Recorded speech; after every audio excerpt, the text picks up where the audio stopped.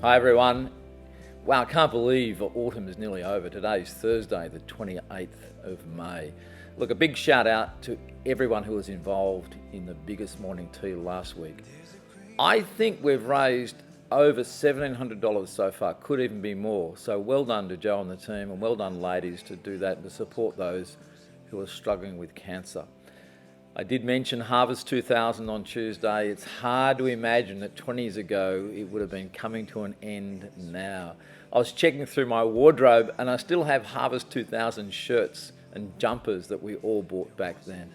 May it be that we continue to celebrate what God did then and ask that He does something else again for the future.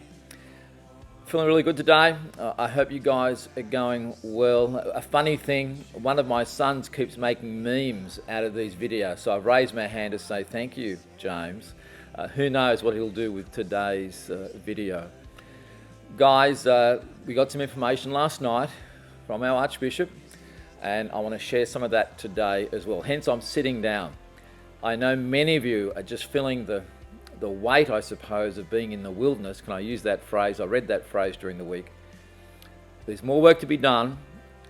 We still haven't been able to lift the number of 10 gathering, no matter what's happening in the secular world.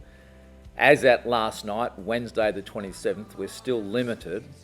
Our Archbishop, who's doing an extraordinary job, as other leaders are too, are still trying to work out why or when can churches start to gather even in the number of 50? You've probably heard that number in the last few days. So to help you guys ask your questions and to think through the future, Sunday night, the 14th of June at 5 p.m, Shane and I and others are going to host a panel to answer your questions about the future. We'd like you to send in your questions, so if you can send them to connect@myfac.org.au. We'd love to receive your questions. Even on the night, you can probably ask questions, but we want to try and help you guys deal with the things you're going through and to help you grow, because, even I wonder, are we going to be able to survive the next 4 months like this, the next 4 years, the next 40 years? I won't be here in 40 years, as you know. The church will be, because it's Jesus' church, and remember that. But if you can let us know the questions you have, that'd be great to hear from you guys, because we want to be able to help you. So 14th of June, 5 p.m, there'll be a link to the Zoom meeting, and we'll say more about that over the coming week. So put that in your calendar, and we'd love to hear your questions. In regards to church, there's 3 major issues: the numbers, the issue of how we clean when we use a facility, and there's a lot of detail in that, and we're still working out what that might look like. But as at today, no, we're still limited to what we can do. So I'm probably thinking, even if we can gather on a Sunday in any way, shape or form, it's going to be very limited, and you've got to be thinking beyond June. We might be, probably in the middle of June, be able to open up our facilities for some small gatherings, but you'll hear more about that around the middle of June. The issue of cleanliness, there's a lot of restrictions about what we have to do, and we're working out a plan about how that will look like.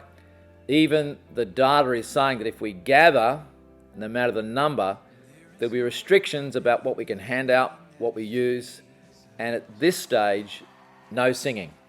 So that's one of the restrictions as well, as they say, if we gather. So there's going to be more information about that, and I'm happy to share that with you over the coming days and weeks. So be encouraged. I know we feel like we're in the wilderness. Ask your questions. Share with us what it's like for you as well with the stories. Don't forget, thank you so much to those who are helping out with Anglicare. Langdon and the team delivered a whole lot of food out to Berkeley yesterday, so keep bringing in food, non-perishable items, just to help those in need, which is a great initiative through Anglicare, so that's a great thing to keep doing. Again, lots of things are happening. We're learning things. Look, I realise during times like this is when I learn most about God. It's when I see His hand and understand His heart more and more. Romans is a great letter. We did a series on it last year, but Romans 13 is a part of Romans 13 that's always caught my attention. We read this, "And do this understanding the present time.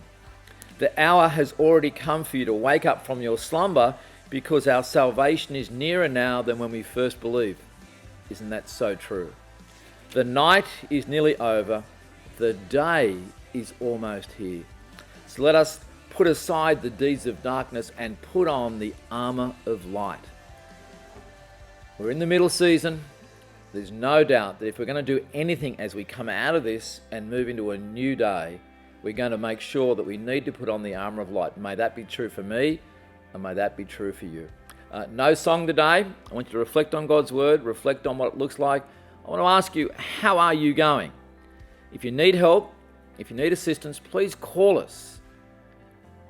Humble yourself in that sense. Let us know how you're going so we can pray for you, encourage you, and support you as you support us through this journey. Take care. God bless. Talk to you soon.